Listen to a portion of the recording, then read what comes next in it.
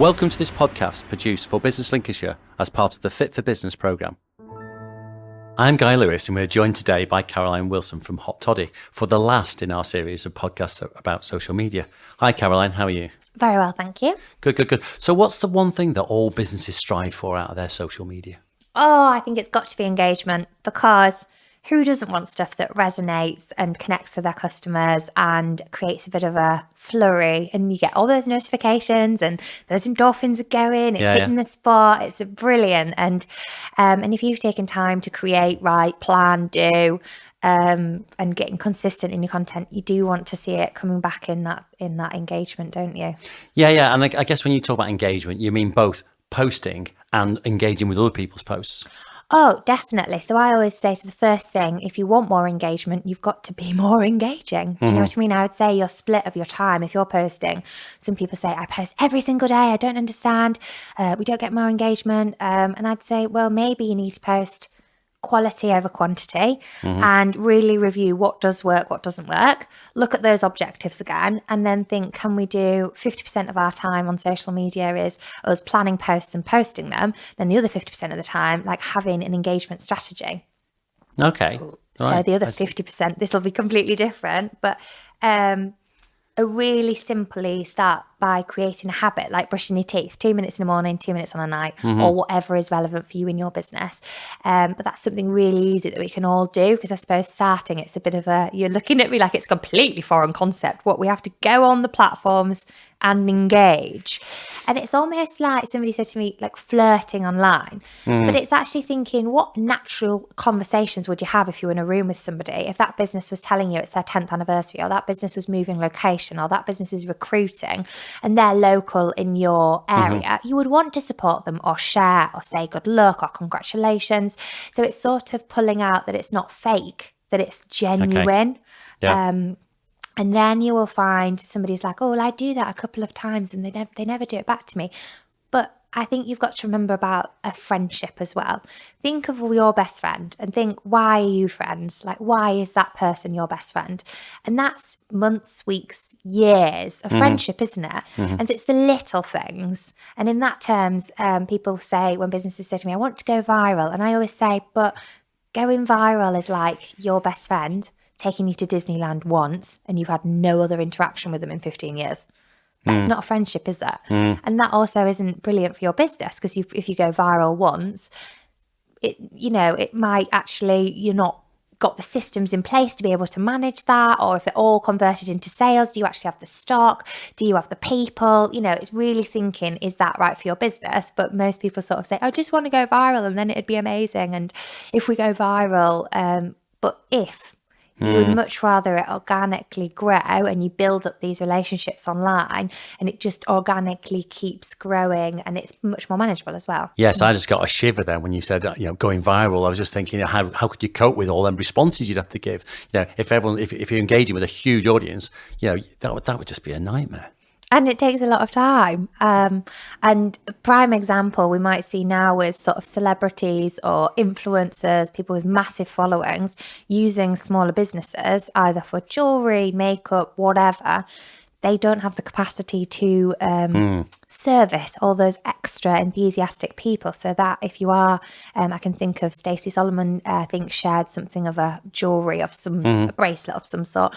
But this poor little Etsy creator maker lady that was just, just hustling at home, then suddenly got inundated with how can she make or replicate that on a level if she's just a one-man band. So it's really thinking, is it the best for your business? Obviously, it's brilliant exposure, but how do you manage that, or how can you cultivate that? Maybe she might have a waiting list to collect emails. That could be having a little think, if that ever happened to your business, maybe having a bit of a strategy for it. Yeah. Outsource quickly. I would. So we talked about engagement. I think that's again linked back to your objectives, isn't it? So it's it's linked back to what you're trying to achieve. Definitely. You want it to have a little think. And if you're wanting more brand awareness, obviously thinking of other local businesses in the area that maybe you want to work with or have a similar target audience. Are you connected? Are you following them? Again, going back to that curating your newsfeed, what are you getting exposed to? The algorithm shows you more of what you search and what you look for. So hopefully they'll more organically pop up for you as well. But definitely being connected to industry experts and giving you sort of that edge as well above your competitors, that you are savvy in what's happening, so you can be really responsive and then the content is relevant, and being a part of your community. Because really it's whether you're, some people like myself aren't location driven, but if you do have a destination place, you do want to know everything that's happening in your town, don't you? You want to be a part of it. You maybe want to sponsor something. You want to speak at something. Do you know what I mean? You want to be that person if that's right for your business, and they're going to be your target audience. So I think there's a lot to be said for really that 50% posting, 50% actually engaging, and making yourself, put yourself out there in whatever right sort of vein is right for your business. But you just want people, if they meet you, to be like, oh, you're kind of similar to how we expected, because they already feel like they know you from online. Yeah, and I suppose that mirrors real life, doesn't it? It realises the actual, that you'll talk to people that are in your sort of community that maybe have got the similar customer profiles, and that's because that's the connection. You might not have the same products. In fact, you probably wouldn't have the same products. But so that makes a lot of sense. And again, that local sort of experts, local businesses, or industry experts, local businesses. In terms of you sort of say that, you know, whenever you're trying to be real or be natural, so it's not forced. I mean, I guess you're just looking for natural responses that you would in a room. Oh, yeah. I mean, some people, you see a lot of people just giving emoji responses, don't you? And I always think, oh, it's nice, you've done a comment, but you might not have bothered, because we can't, I don't know, emojis is maybe like a wave, isn't it, in real life? A bit like, oh, a wave. But really think, how can you add a bit of value? And if it doesn't actually add any value, again, of like entertainment or of education, you don't want to look silly and, oh, you're that person that emojis me all the time. Do you know, like, oh, great. It's not really a great thing to be remembered for. Oh, but you're the person that shares stuff of mine and says congratulations and thanks me and comments on things and asks questions on my content, like all those sorts of things. Because sometimes when we're writing our content, we can't see the wood for the trees. So we maybe write a little bit too much, or we've maybe done a bit of jargon by accident. So it's quite nice that actually, if you don't understand, ask and say, because wouldn't you rather have the conversation and be like, oh, I didn't realize, because you are the expert in that area. And then, you know, people don't want to look silly online, but actually you're just trying to educate yourself. So ask the question, be inquisitive, question everything when you're online, and think, oh, if I don't know something, maybe I'll ask, because then it can draw out conversation. That person's getting more engagement on their posts, and you're obviously learning as well, aren't you? Yeah, I hate TLAs. 3-letter acronyms. I just don't like them at all, because it excludes people. So yeah, if I see one, someone say, well, you know, what does that mean? Because it might mean something to you that it's different to somebody else. Who knows? Yeah.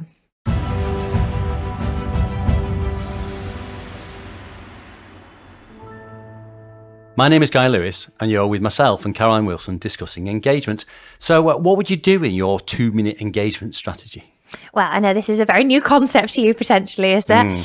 So it's that thinking, how can you add value? Can you give back? Is there any charities that you're dear to that you maybe would like to share or comment on? Or is there maybe you would like to review some company if you'd used them recently, actually write a review, being a bit proactive. So going after conversations, asking a question on a post, and maybe if you don't understand it, so then that business can learn, actually, maybe that was not worded in the right way, and just adding a bit of engagement, or they'll be really glad of a question, because you know, any comment is brilliant. So really think, oh, how can I ask a question or make them develop more and showcase their skills, basically.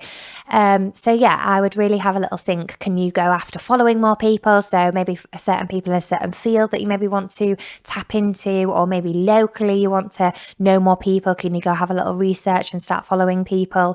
Or another really, really easy one is just go down your notifications and go back to every person that's commented and comment, you know, like, and have a conversation with them. Really, really super simple. Make sure all your notifications that you've got back to people. If people follow you, maybe you want to send them a message and say, thank you for following.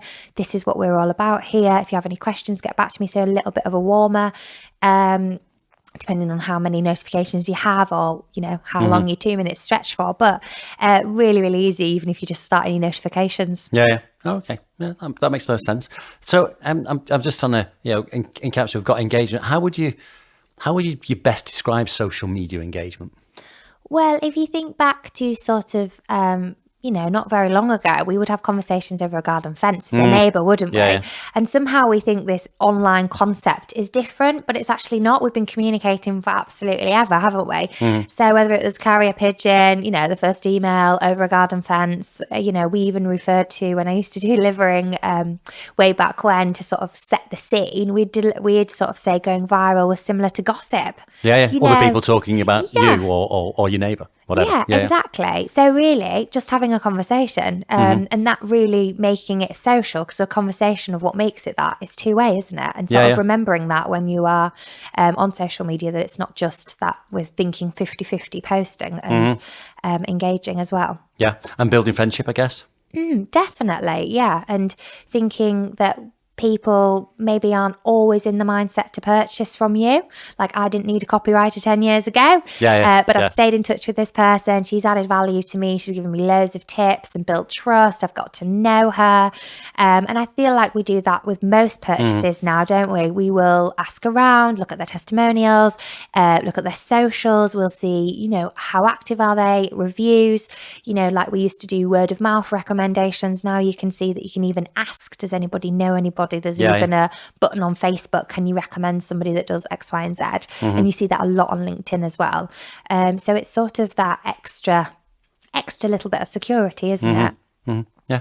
Okay. So, and I guess it's important. Again, you talk about this idea of building, and you talk about the sort of 9 years with the copywriter. So there's that whole thing of building trust through the engagement, as you would with any other form of a relationship.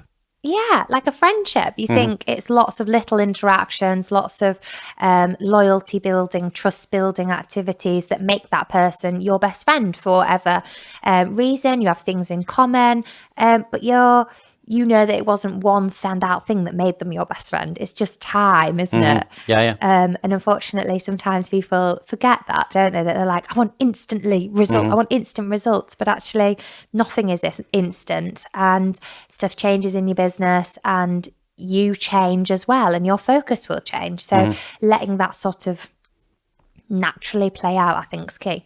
Yeah, and again, being honest in your engagement, and it's not false; it has to be real. Oh God, yeah! Don't just go flying through a load of emojis and sharing a load of random stuff. But you can be a bit tactical though when you're thinking, oh, that person, similar industry, similar target audience, or they've got 99 comments, and you could be maybe the 100th comment, and then you get all those people getting a notification that your business has commented. So then you can be a little bit tactical if you want to be, but I think it's sort of a bit like karma, isn't it, really? I definitely believe that if you go there with the best intentions and you're kind and genuine and just showcasing your business in the best possible light in whatever that mission is as well that you have in your business, or what your why is, that's always going to come back in a positive way. So no kind gesture is ever, it might not instantly be, you might not instantly see it back to you, but in time, people will sort of remember when it's relevant, I suppose. Okay, so like commenting on all the businesses, it's useful, but it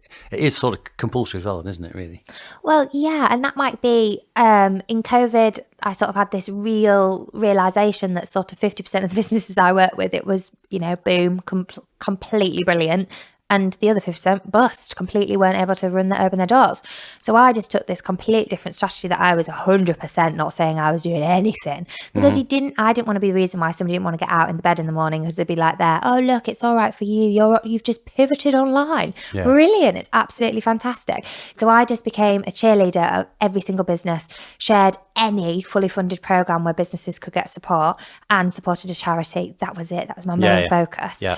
So it doesn't always have to be that actually you're going on and it's about you. And then when I did finally have something to sell, it sold out really quickly, because people were clearly, they'd seen how I was, they'd seen how I operated, they'd learned more about me, saw sort of what was true to me and how I wanted to be, and then wanted to support me when they could. Yeah, so I'm reflective of the times. Yeah. So, not like say, not waving a flag when everyone else is going like, Well, really and difficult. also that false positivity, like, it's okay, do you know what? We can all just pivot and let's do this dancing TikTok, which we saw, like dancing around, pointing in the air and having captions fly up. Yeah, I didn't want to be that person. Yeah.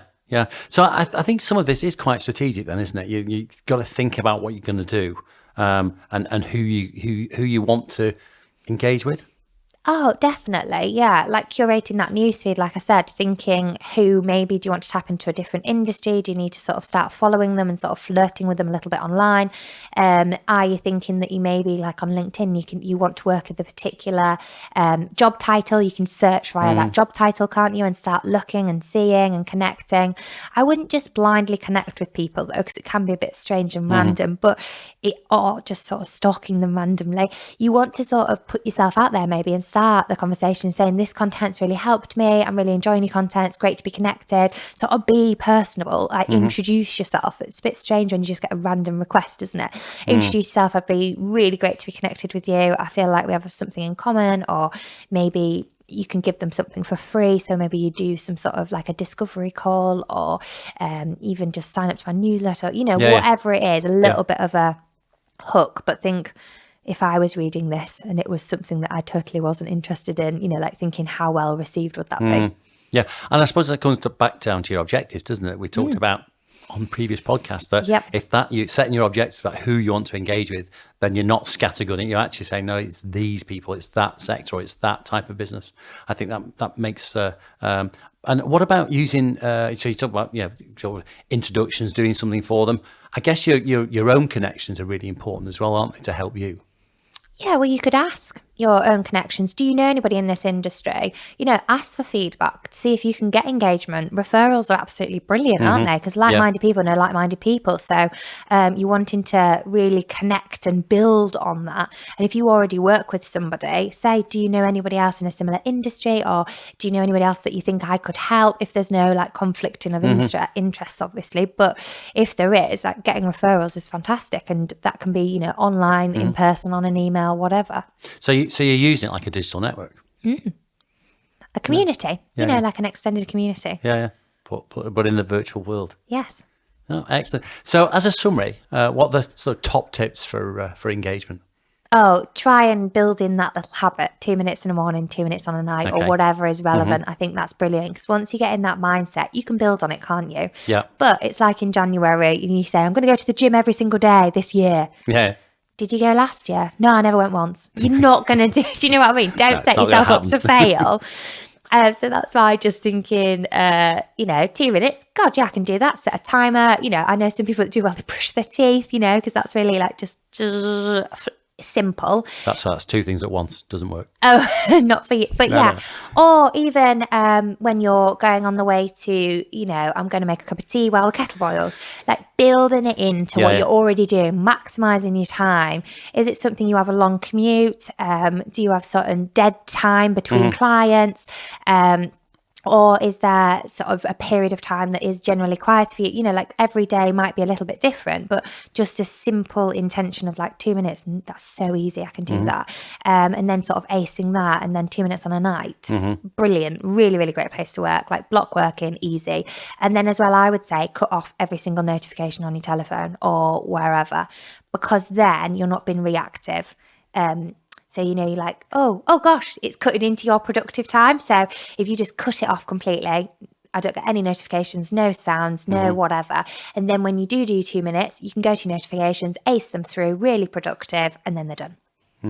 Yeah. And I think you said other thing to me as well about that when you were talking about engagement, about being kind. Oh, yeah. I think just kindness is absolutely king. In the pandemic, we're not key workers in any way, are we? But I set out and did 100 days of random acts of kindness, because it's just my way to react to that. Yeah. I didn't put it on social media, I didn't do anything, but I thought, actually, there's loads of people that will know I did that. And that will be a lasting memory of maybe making their day a little bit brighter. So, yeah, I think kindness for me is really high up in my business sort of mission. Just think everybody can be you can all be a little bit kinder. And another thought, if you think, kindness every day, that's quite hard. Again, that's stackable. Do it all on a Sunday. Plan out, I'm going to do this, that, and the other. That's me done for the day. And apparently that also, donating time to charity also increases your happiness. There's a certain number of hours. I think it's 100 a year when I was reading a book in my book club we did. And they said, so think maybe is that stackable, and it still helped impacted your happiness. So this 100 hours a year was a really great amount of time to donate to charity.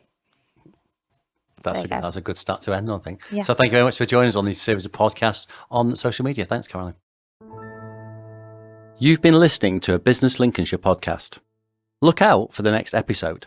If you're listening on the Business Lincolnshire YouTube channel, don't forget to give us a thumbs up or subscribe down below.